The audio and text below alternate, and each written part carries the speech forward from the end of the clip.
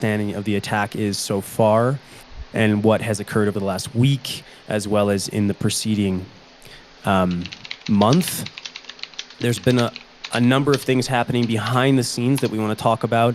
Like, we've not just been sitting here twiddling our thumbs. We've been working very hard to deliver a strategy to mitigate any additional attack vectors and then open the chain back up in a safe and responsible way. And then we're going to talk about what all this means going forward and our vision for, getting back on our feet and turning this into a super win for bittensor in the long term. But before I do that, I really want to acknowledge a number of groups that were essential to the shoring up of the chain and protecting every single one of us from an attack vector. So the first group was Manifold. Manifold Labs was the team that actually discovered the attack and informed OpenTensor within 25 minutes of the first coins moving from wallets. Exceedingly fast. I mean, it showcases that these people have their nose to the grindstone, their ear to the track, and are paying attention and looking out for all of us. Second would be the Taustats team that immediately reached out to exchanges and had a large number of the funds locked. I'm not going to say how much of the initial funds were locked, but we're confident that at least 10,000 of the Tau, the roughly 27,000 Tau that was hacked, is recoverable. Maybe much more than that. But I don't want to speak out of turn here and promise anything before that's for sure. So anyways, I want to say just, big thank you to Mr. Mogg. Now, give me a moment, guys. Also, the actual source of the attack came from Ayer Van Tour's validator. That happened, funny story, he discovered the attack while sipping coffee over breakfast. The following morning, within 24 hours, we had full knowledge of where the attack came from. It came from our developer community, it came from our validators. And then going forward, we had people like the Datura validator reaching out to the Secret Service, working with investigation teams and raising bounties to figure out where these funds have gone and who performed this attack. We have a myriad of people outside of those that I just named that have been essential, and I want to thank them specifically because they have played major roles here, but the list goes on and on and on and on and on. From the moderators to OpenTensor itself, amazing work by the team there, to working tirelessly, honestly, for the last week.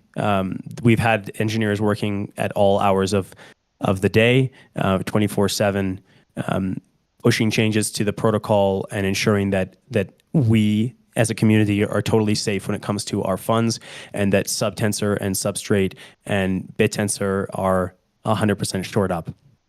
Anyways, also moderators have been in there. I've been seeing you guys down in the weeds full time. So that's the thank you. Now, let's get into the nitty gritty of what happened, or as what happened according to the knowledge that we have now. This is our best effort at giving you guys a timeline. But we reserve the right to change what we believe happened, because we're dealing with imperfect information, and we're just trying to get as much information out to the community as possible so they can help us in tying down funds and finding the attack vectors that are potentially dangerous for us going down the line. Let's go through this. Can I just get a confirmation that everyone can see my screen here, and we're on the right slide where it says the attack, our understanding so far? Can I get a confirmation from everyone? Yeah, we can see? Okay, good, cool. Because I can't see what you guys are typing. So all of this starts on May 22nd, 2024. OpenTensor was doing a chain upgrade to allow for people to reduce their take from 18% to 9%. And this was a substantial upgrade to bittensor. And so this actually plays a major part in how this attack occurred and why we were not able to detect it. And the reason for it is that we were doing a major migration of all of the chain staking accounts so that we could facilitate the change in delegated take percentage. Because of this migration on the chain, the upgrade took over 3 hours. And our process of performing a full upgrade of the bittensor protocol, including subtensor, means that we don't actually push to pip until the moment the chain upgrades. So at 6 p.m. UTC, we were performing the upgrade, but then we didn't upgrade the pip until sometime later. And it was between 6 and 9:22 that a malicious package was injected into PyPy. This would not have happened if we had upgraded both at the same time. And it's right here where I believe OpenTensor needs to focus on more security. Obviously, and we'll be fielding questions about this and talking about our plans to make this impossible, but it's a very manual process to move both a chain upgrade with multiple keys, multiple individuals signing multiple packages simultaneously in an uncertain environment. But let's go through it. So at 6:06, we upgrade the chain. We begin the upgrade. At 7:14, the pipeline is injected. And at 9:22, the subtensor chain migration is complete. And 9:27, bittensor 6.12.2 is officially released on our GitHub. Now, that period of time when the PyPy package was available and being downloaded with repositories that had pinned that package, or if you were using pip to download bittensor on your CLI, that was only 7 days between the 22nd and the 29th. So we hope, but we don't know, that if a lot of people were affected in that period of time, perhaps that mitigated the total risk to everyone. But we're not taking any chances, and we'll talk about that in a bit. So on May 29th, we upgrade PyPy to the newest version, that's 7.0.0. Now, between the 29th and the July 2nd, we are not 100% sure how many people were affected or for how long the attack lasted. Unfortunately, the endpoint that was receiving the funds, this mock OpenTensor.io, which is not ours, of course, was pretending to obfuscate itself, was receiving, we don't know how long it was receiving keys. So potentially there are a number of compromised keys out there. And this is why when the attack occurred on July 2nd, we moved quickly to isolate and firewall the chain. We did not know the extent of what was occurring. And we may get a lot of criticism for the decision to take advantage of what you might describe as centralized, well, it certainly is centralized control over the number of chain nodes that we have. But we believed at that moment in time that this was the best decision that we could make in order to protect people, especially as we were seeing the number of compromised wallets that were moving at 7 p.m. UTC. So going through that day, at 7 p.m. UTC, I received a message from Manifold about a number of moving funds. We detected that and confirmed it ourselves about 20 minutes later, and we went into a war room. 20 minutes after that period of time, we decided that it was the right decision to firewall the chain and put it into safe mode. Both of these things are unique. So the firewall is to stop the validators from being able to receive outside messages, and the safe mode was a very snap chain upgrade to Bittensor's protocol that would allow us to actually firewall at the chain level the ability to make a number of transactions. So that was at 7:41 p.m. UTC. So everyone is probably familiar with this particular date. It was quite an intense moment. Now, since July 2nd going forward, there's not much more on this timeline, actually. So I just want to fill in the gaps of what has been happening behind the scenes for OpenTensor. So as I said before, we've been working nonstop. We've been performing a number of chain upgrades to the chain to facilitate what I will be showcasing at the end of these slides, a technical solution to this attack that we believe will help us allow people to safely safely recreate their keys and in the event of an attack, protect themselves. So since July 2nd until today, we've been hard at work doing numerous upgrades and pushing the technical changes into the chain that would facilitate the further slides, which I'm going to show you. But before we get there, I want to talk about how OpenTensor itself is changing to mitigate this. And we were already in the process. I want to make this very clear. We were already in the process of changing many of the processes at OpenTensor, so this would have not been possible going forward within, say, a month of where we were today. OpenTensor has grown over the last 3 to 4 months from 10 employees to 40.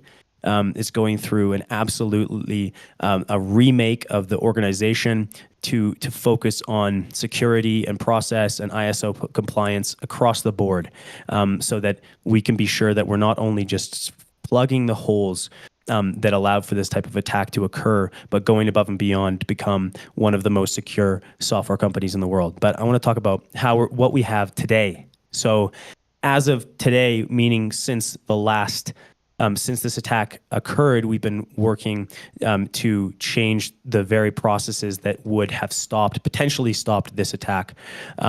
So we've yanked the package. Of course, this is easy, but we've also performed a full code audit of both bittensor and subtensor, the same code audit that we performed to find this attack vector in the first place, and we feel fairly confident that we are not at risk of anything more. Also, we've integrated into the chain both cold and hot key functions onto the chain as native calls that people can make continuously. So this is coming out on Monday. Currently, the chain is firewalled, but by Monday, you'll be able to do cold and hot swaps on the chain, and we will be able to make this something that's just native and part of the ritual of the bittensor ecosystem, so that this doesn't happen. Like we can't have a long period of time when people are using the same keys. We want to make that not a requirement, but part of the culture of safety when it comes to bittensor keys. We've already begun the process of following strict ISO compliance for PyPy packages, automatic key rotation, and CI-based abstraction, which potentially would have mitigated this attack. However, we're not totally sure. But certainly things like package checksum verification directly inside of our CI would have really helped this process. But that's just today. Going forward, taking bittensor from being, I think, open to attack in some vectors to becoming a fully secure and going above and beyond what we can expect from a wallet in terms of security. Stage 2 is really just about pushing us to the limit of what is taking us to the state of the art in terms of mitigating risks. So obviously OpenTensor has talked about the release of child keys and how this will help us to centralize risk in the ecosystem, but we'll be doing some technical changes to the code base. And a lot of these ideas came from our developer community, from the Church of Rao, from open source contributors, but also from inside of OpenTensor. There are a lot of like low-hanging fruit that will take us to become an incredibly secure package that can mitigate any other types of attacks, whether it's a brute force attack or password cracking or sub-package summation attacks or salt rainbow attacks on the wallet. None of these things occurred, but we want to make sure that we go to be best in class 5-star when it comes to security going forward. Now, above and beyond, really, we want to make BTCli Wallet multi-signature keys native and very easy to use for everybody. 2, the best way to secure your funds and keep them safe will be to do things with air-gapped machines. We already had a proposal for this, but we're going to be pushing this really strong, really hard to allow for BTCli Wallet transfers or any other type of operation in bittensor to pass over an air gap with QR code or file, which is based on really whoever decides to implement that. This would allow people to, for instance, sign a message, a transfer from an air-gap machine, create a QR code, scan that with the bittensor iOS wallet, and at no point are your wallets exposed to the internet. We want to make this native to the way in which we build the BT Cli wallet, and this is unique to I think only the most secure wallets in the ecosystem. So we want to be better than what's the standard here, and then also something that is on the roadmap here for the iOS wallet and the extension is just native two-factor support, so that for users that are laymen that don't want to deal with air gaps and multi-signatures, that they can just use two-factor support with things like the authenticator or their own email address, and have additional recovery processes in place for people that just want to hold Tau and stake it.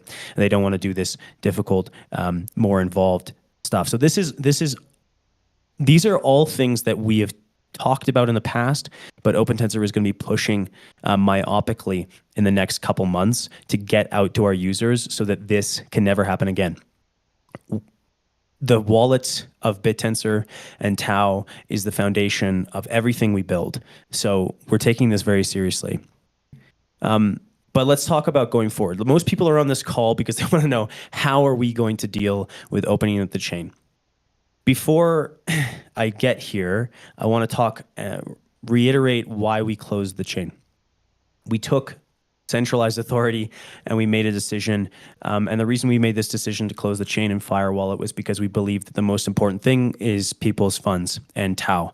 That's the foundation of everything that we build in this ecosystem and as part of this community. We can talk about chain decentralization with proof of stake or proof of work, but at the end of the day, that decentralization is going to rest upon the decentralization of Tau holdings. It's going to be for people's Tau holdings and be for our commitment to maintain effectively property rights for people in this ecosystem. So it is the most important thing for us, and this is why we chose to take some liberties, you might say, in terms of decentralization, to firewall the chain and put it into safe mode while we had that opportunity. And I hope that the community understands and appreciates that we did that to protect your funds. But anyways, let's talk about how we're moving forward. Opening the chain back up. And this process is in many ways what we've been focusing on in the last couple of weeks, polishing this process, ensuring that it is tested, secure, resistant to attack, and adversarial. We're in a very difficult moment here because we don't know how many keys are potentially compromised. And it's very, very important to us that if there are more compromised wallets that are potentially lingering on the chain at this very moment, that when we open the chain up, that those keys don't immediately get drained by some attacking group. So this is our process for opening up the chain. And I want people to be pay a lot of attention here. We would very much appreciate your help communicating and educating people about how we're going to perform this process. It's fairly simple, but let's go through it step by step. So on Monday at 2 p.m. Eastern time, we're going to open the firewall and allow access to the chain. This means that people will be able to see the chain state. You'll be able to see your mining rewards. You'll be able to see the weights, everything will be exactly as it was when we closed the chain on July 2nd. And the reason for that, with some caveats, there may be some difference in the chain state from then and now, but the major point is that the same UIDs will be there. No registrations have occurred. The same subnets will be there. No subnet registrations have occurred. And no weights have been set. So the incentive distribution for all of the subnets should remain intact and be the same when you will be able to see that chain state on July 8th, 2 p.m. EST. Now, the second thing that we will enable on the chain on that date at that time is the ability to set weights on the subnets. Even though registrations will be still locked, this allows subnet validators to still distribute the emissions across the subnets as if they were running with a locked UID set. So no one can register, but still people can set weights and we can perform validation over the state of those miners. Third thing, we are going to enable a special function, which has been the product of the last week's development, called scheduled cold key swap function. So the way that this scheduled cold key swap function, now just very important, only these two functions will be available on the chain. Everything else will be in safe mode, and you cannot transfer funds, stakes fund, unstake funds, create subnets, et cetera, et cetera. So the reason for the set weights is obviously to allow bittensor to begin its normal process as soon as possible. And the scheduled cold key swap I'll explain in a moment. Same mechanism on chain, without KYC, without Discord messages, without knowing OpenTensor.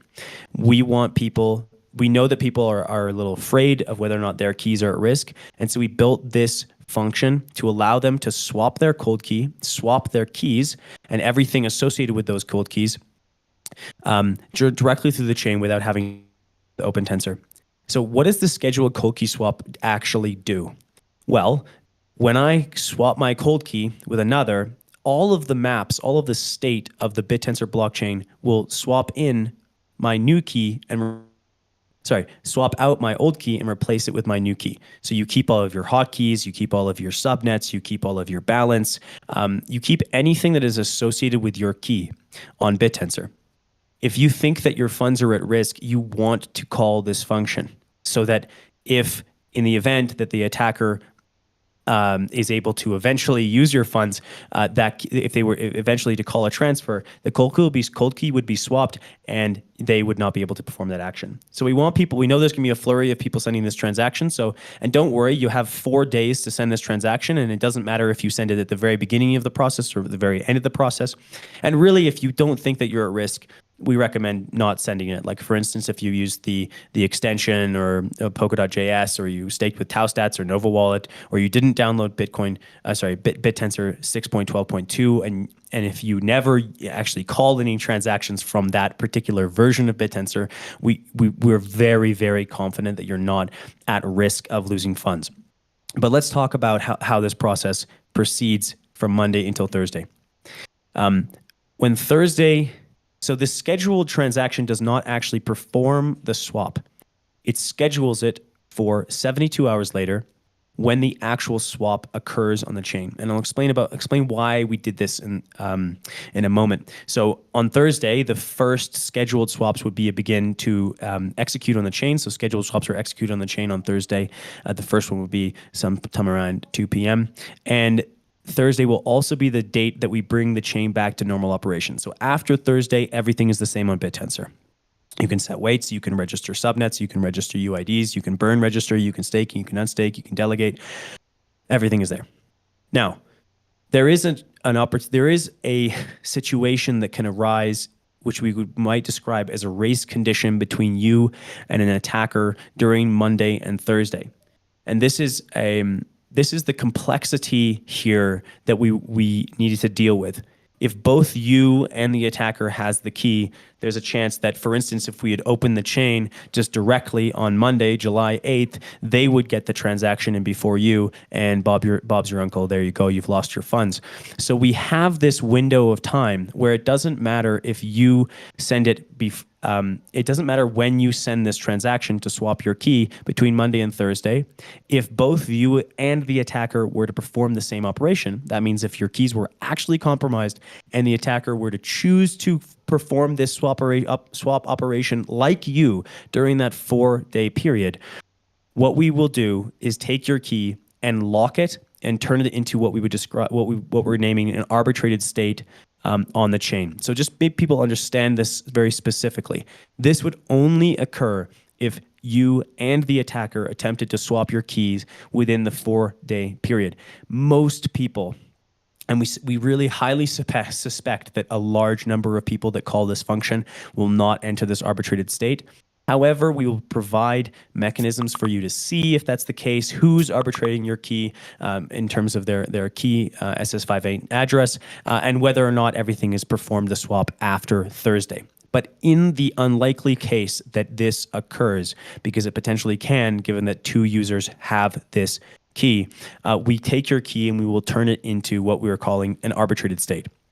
Now, This is difficult to solve on chain because blockchains don't have a sense of what a person is or who they are or whether or not they're good or bad or a member of the community or a contributor or a validator or anything like this. They just know whether or not you have the password. And so there is no difference between you and an attacker from the perspective of the chain come Thursday, July 11th at 2 p.m. We had previously attempted to solve this process by KYCing individuals that fall into this arbitration period ourselves as OpenTensor through a Discord bot. We built out some highly sophisticated, I suppose, mechanisms for us to transfer extrinsics across Discord bots and do KYC deduplications, but I won't go there. I want to talk about how we think the best way for us to solve this is, and it's actually to lean into BitTensor's decentralization and use on-chain mechanisms as the solution here. We took a moment to become more centralized in order to solve this problem, but we're leaning into decentralization right here, right now. So in the event that your key becomes arbitrated, and in the unlikely event that your key becomes arbitrated, we will lock your funds until there is an on-chain vote of which voters come from the Senate to unlock towards one of the keys that has been submitted. So in the event that the user and the attacker submit different destination addresses, we're using a proof of work mechanism for Sybil resistance, but I can talk about that complexity later.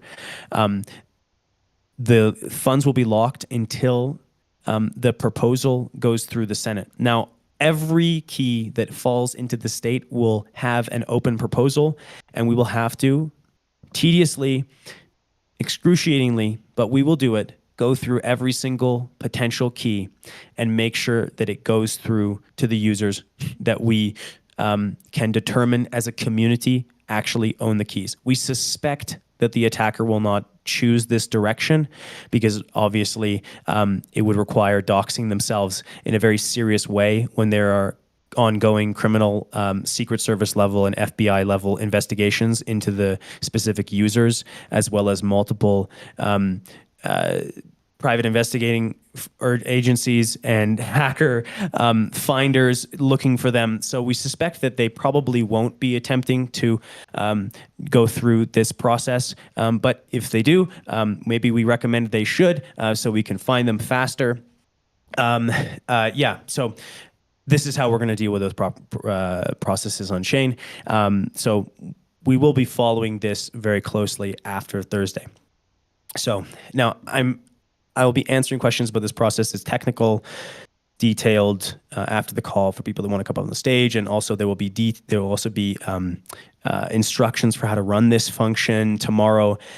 You will have documentation for how to run this function by 2 p.m. On Monday. So rest assured, it'll be very easy for people to just use the CLI and create a new wallet and perform the swap, and then watch after 4 days for their funds to properly be swapped to the right keys. Okay, now, going forward, this is just one slide. The halving is coming in 2025. And BitTensor has gone through an incredible amount of innovation over the last 3 years. We've changed the protocol numerous times. And every time we do, I think that we get closer to something that is more performant. It was this time last year, in July 2023, that we had a similar fiasco on the BitTensor network. And it was because of that fiasco that things drastically changed for the way in which BitTensor worked. It was because of what some would call the cabal takeover of Subnet 1 on BitTensor with the majority of the emissions. We dropped the emissions for 2 weeks. We had no emissions on BitTensor during a period of time that we worked very hard and we turned the subnet creation process into something that was fully decentralized, non-permissioned, and is what we released 3 months later with Revolution.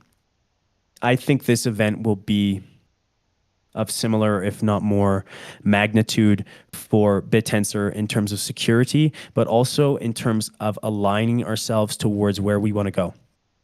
2025, first halving of bittensor.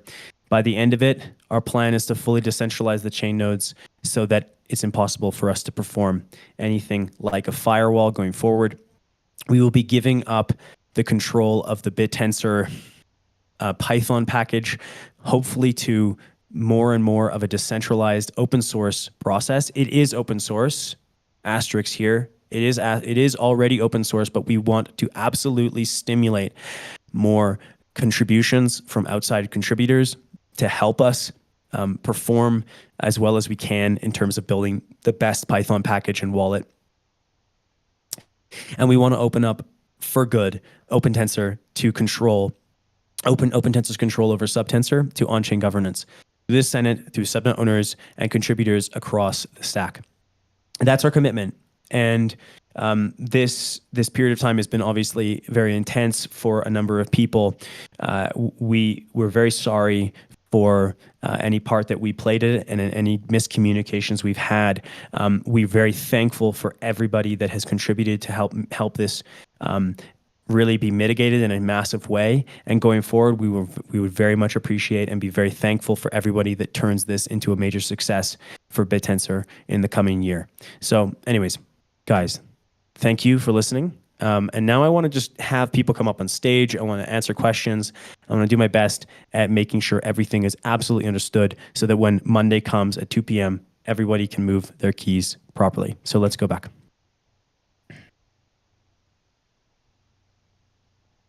Great. Raise your hands. Oh, wow, there's 300 people here. I guess I started too soon. Guys, okay, well, you can answer. Perhaps someone can help me. Yeah, Easy Trades on. Come on up. We got Mog Machine. Come on up. We got Ref Con up. Hi, can you hear me? Yeah, I can hear you. Hi. Yep. I came in a little late. I just wanted a maybe like a 1-minute explanation as to the cause of what made possible this hack. How did the package get inserted into the file on GitHub? Yeah.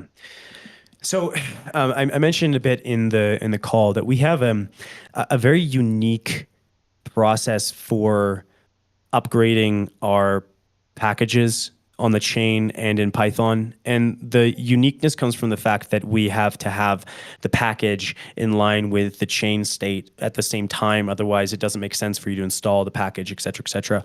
And because of that, it's a fairly manual process in order for us to update the PyPy package. And this was the attack vector. Oh my God, that's funny. The time between when the chain upgrade occurred and when we pushed our own package, that was the attack window. And we also believe now that there are probably a number of ISO compliances that we need to really focus on here in terms of how we can stop, like for instance, key control. Like we should probably not have any individuals that have keys to upload the PyPy package, which was what happened at that particular time. We don't know who uploaded it. Was it an attacking group? Was it someone else? We don't know. So they must have hacked the keys or got access to the keys in some other way, and then used that to push the malicious package. If I can jump in with a little question about live registered neurons, so hot and cold keys that are registered as either subnets, validators, or miners. Will the scheduled hot key or cold key swap, how will it affect them when the chain is brought back up? Yeah, great question, Mog.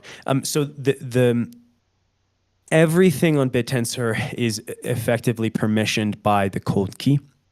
So if we can get the cold keys back into the hands of the right individuals, and by that I mean the users likely on this call, with the exception of the hackers that might also be on this call, if we can get the cold keys back into people's hands, then they can perform all sorts of hotkey swaps as far as they want. Now, the actual cold key swap itself swaps the hotkeys associated with that cold key. So if you have, for instance, a validator in your case, when you do a cold key swap, your validator hotkey will remain the same, but now associated with a different cold key. Then after the fact, after Thursday, it's fully up to you whether or not you want to actually swap the hotkey associated with that cold key, and you'll have full permissions. You can take your time. But for a registered miner, if they were to swap a hotkey, can you do it to a live neuron, to a registered neuron, or would it be? Yeah, you can. You can, and the only issue here is that there'll be a period between when you swap. It's a period after you swapped, and when the validators sync their metagraphs with the new chain state, which would be like a couple hundred blocks, not very long, that you would not be recognized. So that's about it. Okay, one other thing, which is, can someone make sure that they're on hand to update the delegates JSON file, which powers a lot of things at the moment and will suddenly become out of date? Yes, we're on that. Great. Hello, can you hear me? So I want to ask one question about the attack that when our key bytecode of the key is uploaded, is it a bytecode for the code key, or they upload the hotkey namely also? Yes. So it's very likely that both the hot and the cold keys were exfiltrated during this attack for some users. That means you do need to perform a cold key swap. You need to swap your key, both your cold and eventually your hot key. But if they had our hotkeys, the phrases, and so when we swap our code key to another code key, and the hotkeys is attached to the new code keys, right? And is the hotkey safe? Because yeah. So the hotkey could still be compromised. And it's for that reason that we recommend that people actually swap the hotkey itself after Thursday as well. So, and that will be totally possible.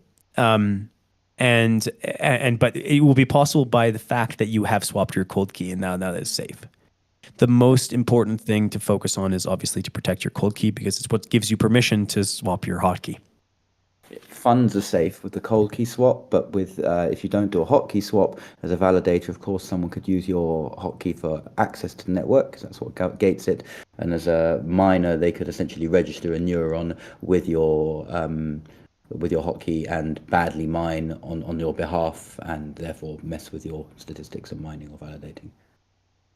Yes, I don't think they can register, but they can mess up your current miner. In order to register, you have to pay. Already, then they can't, but they could register you on. I mean, I'm not sure they're going to, because that's obviously a cost incurring thing. But just what could be possible.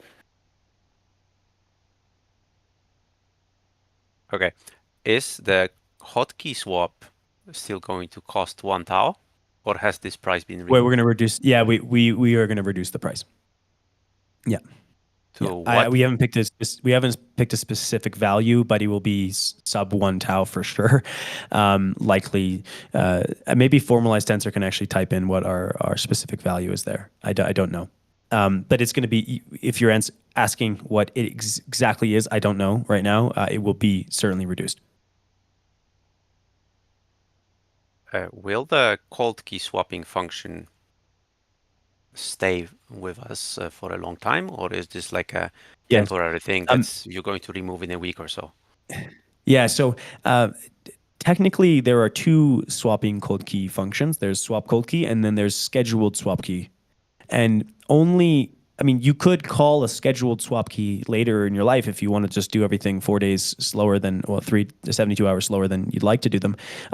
But after the 72 hours have progressed since Monday, on Thursday at 2 p.m., the normal cold key swap operation will open up and can be just called instantaneously on the chain. So yeah, no, it will be a function. I mean, this was one of the slides in the deck talking about how we pushed a lot of these technical changes over the last 7 days so that we would be in a much secure state just across the board, like just in bittensor in general, minus the attack, like allowing for cold key swaps, allowing for hotkey swaps, allowing for child hotkeys is just native aspects of the chain. So yes, the answer is yes, for sure.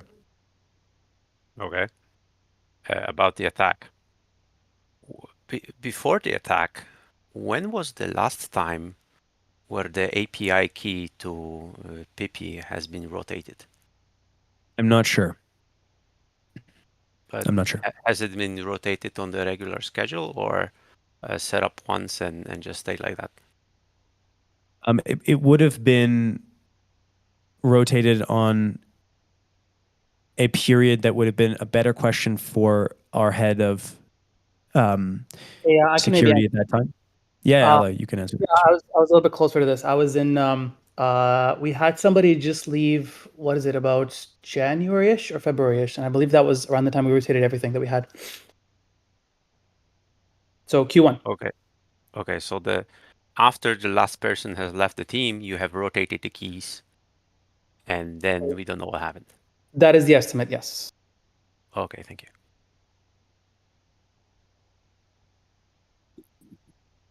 Hey guys, hey Cons, thanks for having me on stage. I was hoping you could speak a little bit more to the audit. So I know there was an OTF audit. Was there an external audit, and what will be the audit schedule going forward? Yeah, so we did an audit with Trail of Bits last year. And they didn't poke holes in this particular aspect of where the attack vector was, which tells you a little bit about audits. Can I comment on this as well? Just because I was running with them on that audit. So they audited the subtensor code, they audited the bittensor code, and they audited basically our operations end to end.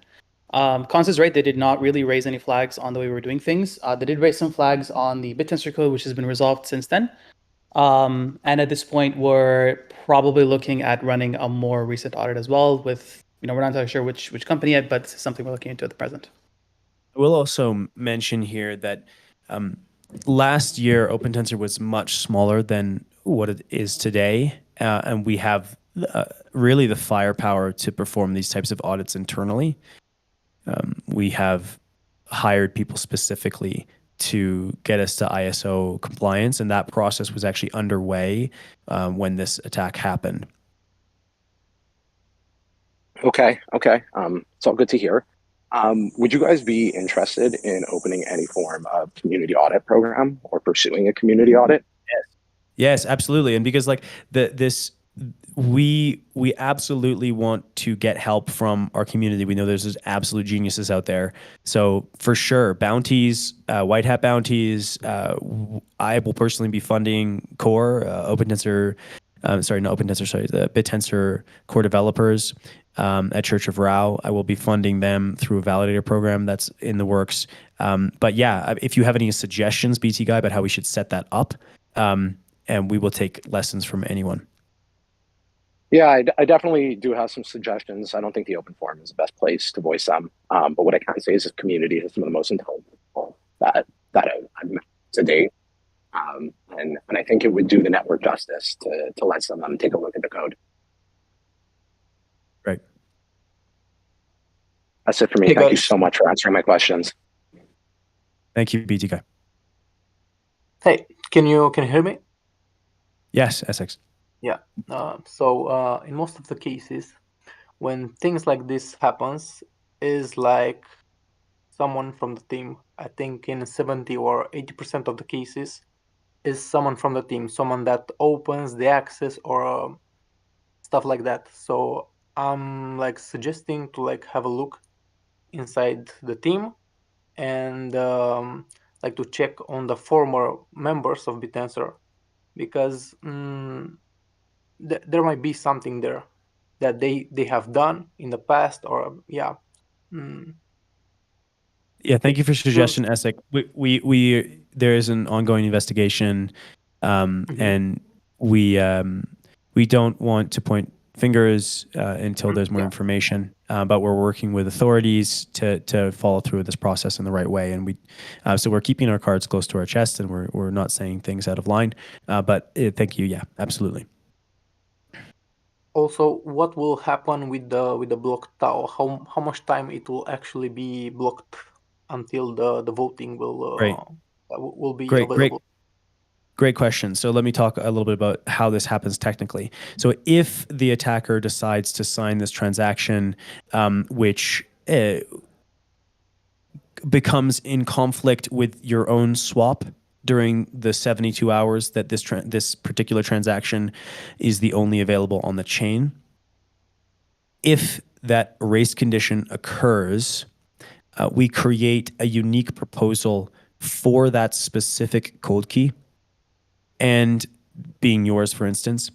And then that proposal is in continuous availability, you could say, like it's open on the chain and will be viewable by everyone for us to arbitrate just one by one. So now the actual endpoint for that arbitration is not something that we can peg. It depends on the speed at which that us as a community can arbitrate every single one of them, which I really very much hope we do have that kind of community coordination amongst the Senate in order to do every single one of these items. Now, yeah, so I think that I can't answer the question. It really comes down to, in some sense, I could give it back to you because you are in the top 12. Mm-hmm. Yeah. Hey, Jake, can you hear me? Yeah. Hey, David. Hey, thank you guys. Really appreciate all of this info and transparency. And I know you guys have been working around the clock. Very much appreciated from the community. One question I had was just, will there be a tool to see if a wallet address has a scheduled cold key transfer, so people can see if there's been a claim on their address? Yes, exactly. There will be tools for that. Okay. And one thing to just sort of point out as a potential, issue there, just once the scheduled time elapses, it's possible you could think your cold key is safe, kind of wait that elapsed period, and the hacker could potentially do a cold swap after, because there'll still be that functionality, correct? So after the 72 hours, if you have called the swap and the 72 hours elapses, they have no more control because you've swapped the key, right? Yeah, no, correct. I'm just saying, like, even if you think there's a very small percent chance, it's probably best to call it during that period so there's not a potential cold swap or something afterwards. Yeah, right. So if you think that there's a chance that your key is compromised, probably a good idea to call it in that 72-hour window, because if it were the fact that it is compromised after that 72-hour window, they can just move your funds, right? So, and we can't do anything about that. Yep. All right, thanks. A user on the chat says that we should prevent new cold keys from calling it. So if a cold key was created after today, it should not be able to do the swap, the scheduled swap. Otherwise, the attacker could create 1 million of those and try to do contested swaps. And also, one more thing, don't swap your key twice, because you will land yourself in the arbitration. We have some protections against this, Ref. So those are great comments. But to your first point, I've thought about that. I'll have to reconsider it. One problem would be, of course, if somebody only has one wallet, where do they send their funds? Perhaps they would look for outside support from within the community. That's a good idea. So I will revisit that. The second thing is about the creation of wallets spuriously.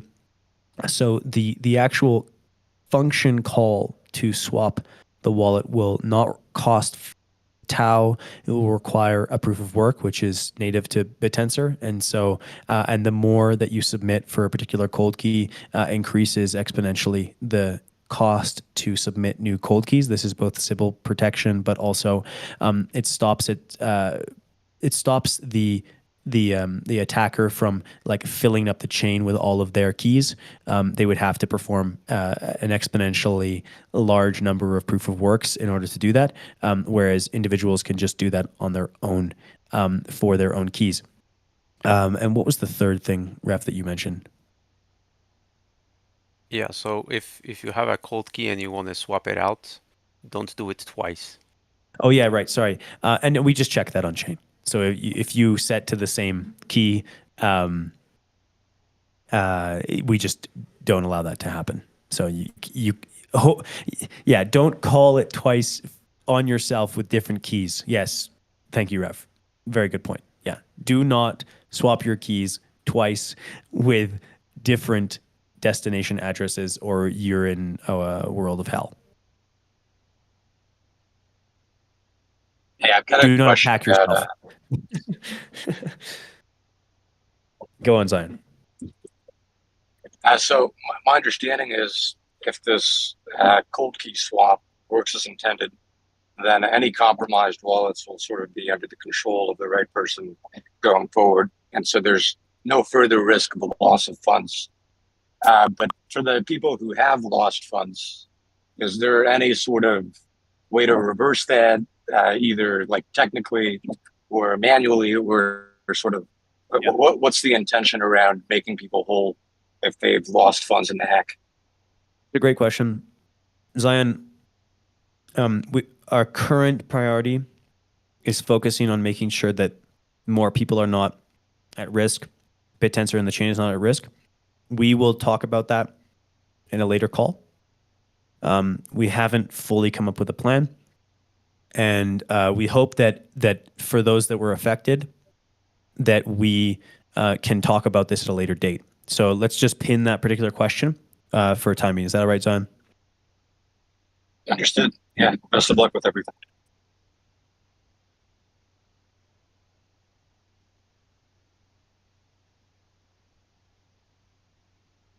William.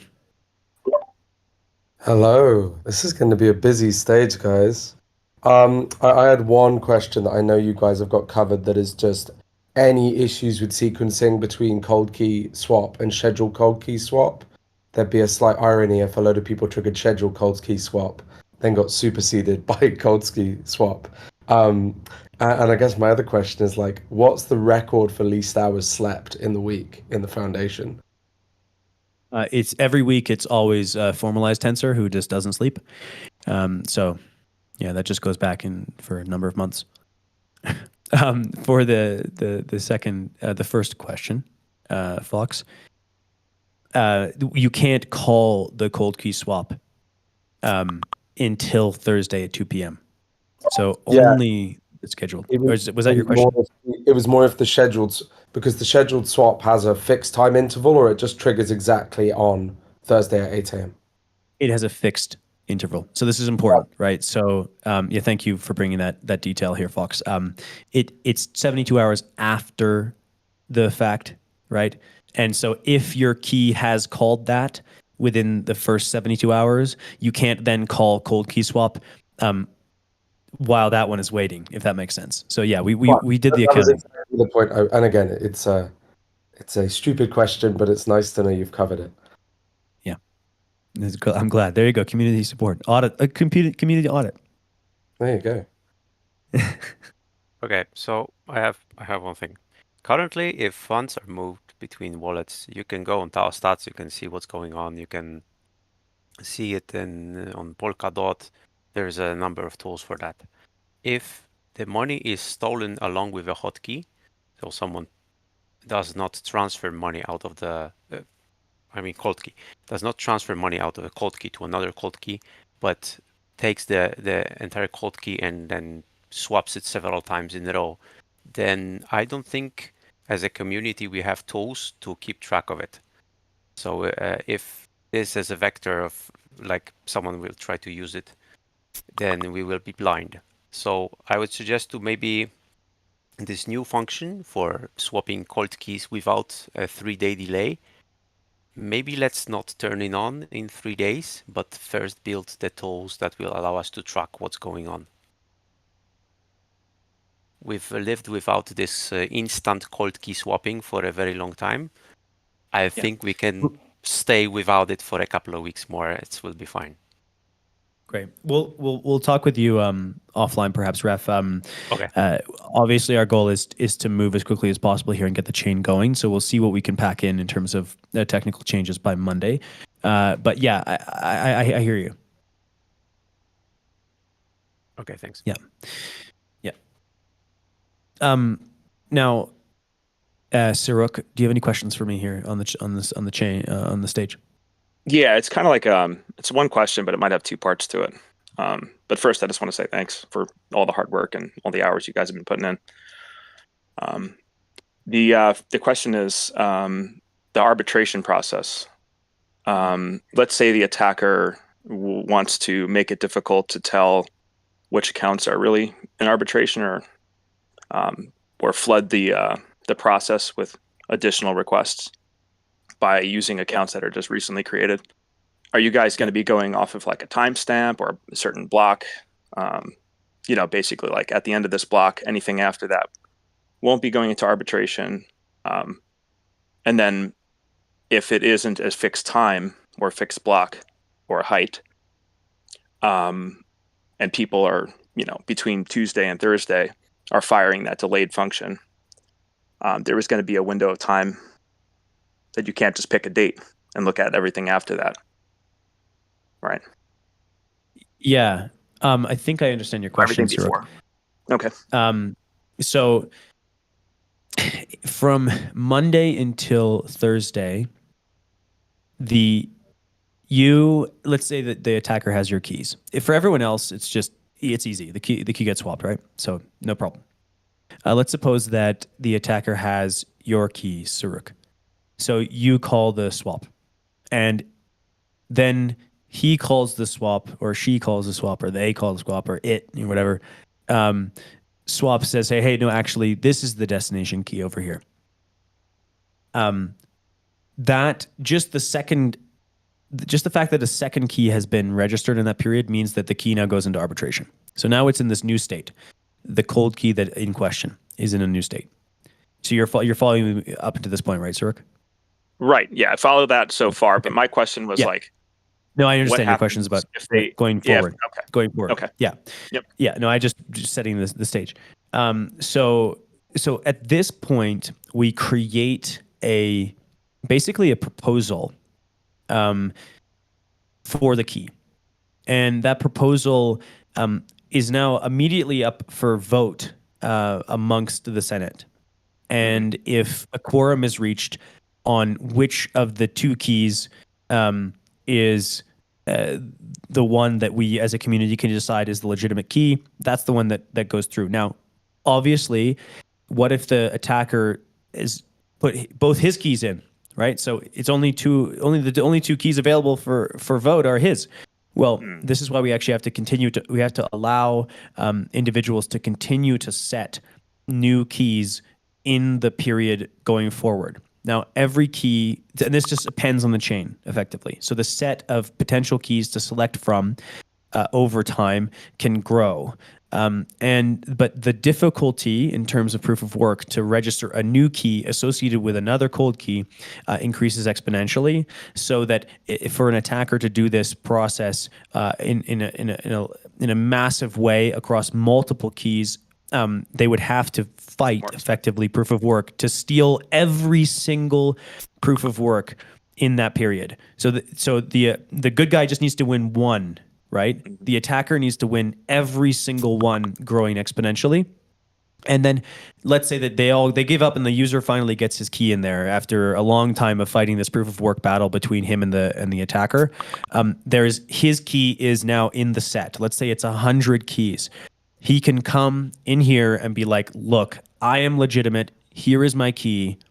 Use this key and I can sign this key and I have a signature for this key. Please vote on this one as the correct one to distribute funds to. So assuming that there is some way for us as a community to determine between these types of the attacker and the legitimate individuals, that process can come in play at that moment. Does this make sense? Yes, it does. I was also concerned about the volume of proposals that will be created that the Senate must review. Like, how do we keep that to do we use the age of the account? Because basically anything before this attack should be what's in arbitration, nothing new after Thursday.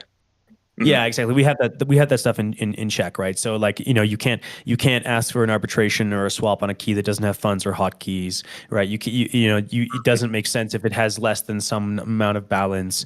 The actual initial swap cold key requires a fairly large proof of work that makes it difficult to just DOS the chain. And that amount is growing continuously. So we've thought about all of this stuff over the last couple of days, and that's why honestly we've been sort of radio silence for the last. And we said we would have an announcement, and then we pushed it and so forth because we were trying to focus on those things. But these are really good questions. Thank you, Sirach.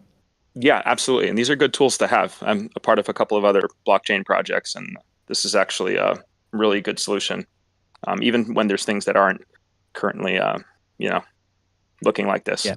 So during a good time. I want to say something here before Fox jumps in about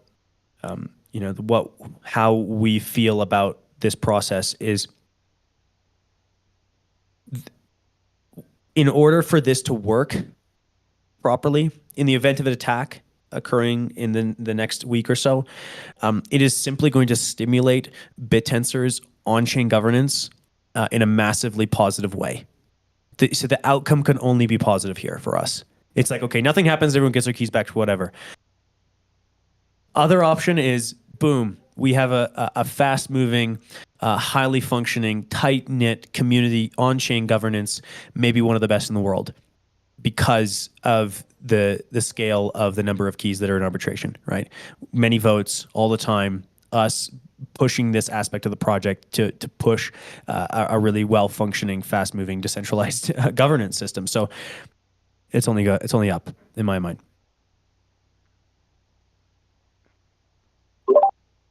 So Jake, I had one other question, which was specifically related to contested subnet keys. Now, obviously subnets require a lot of gentle love and tuning through the use of the key throughout the day, often multiple times in a day.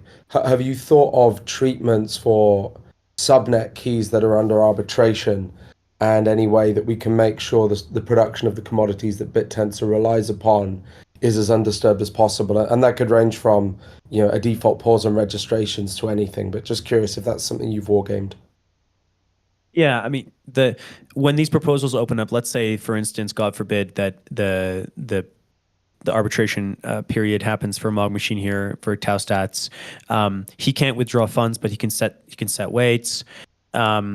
He's kind of shit out of luck for getting funds off of his key until the vote goes through.